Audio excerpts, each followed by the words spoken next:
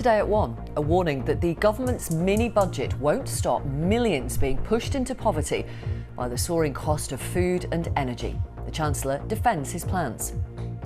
So whilst I can't solve every problem, and I've always tried to be honest about that, where we can make a difference, I want to, and the plan we announced yesterday will put billions of pounds back in the pockets of hard-working British families.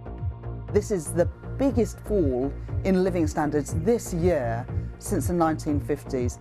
That's a disaster for working people, for the poorest people in society who are struggling. And I'm Ben Brown in Lviv in western Ukraine, where it is 1 month exactly since Russia invaded this country. The president of Ukraine has appealed to people around the world to come out onto the streets and protest against the war.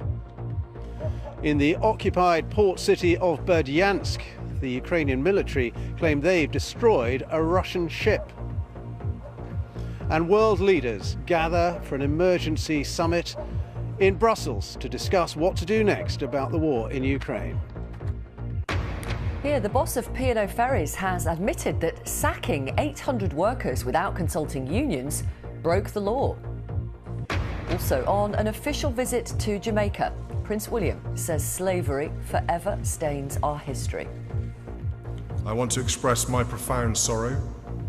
Slavery was abhorrent, and it should never have happened. Coming up on the BBC News Channel, Wales can move a step closer to qualifying for their first World Cup in 64 years if they beat Austria tonight.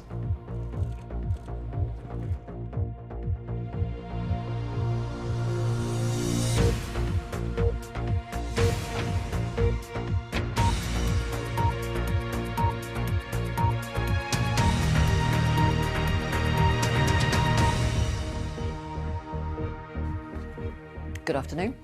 The Chancellor Rishi Sunak has defended his spring statement after critics said he hadn't done enough to help families who are struggling with rising bills. One think tank has warned that 1.3 million people will fall below the poverty line from April, even with the government measures announced yesterday. Labour have called the policies a disaster for working families. Yesterday, the Chancellor announced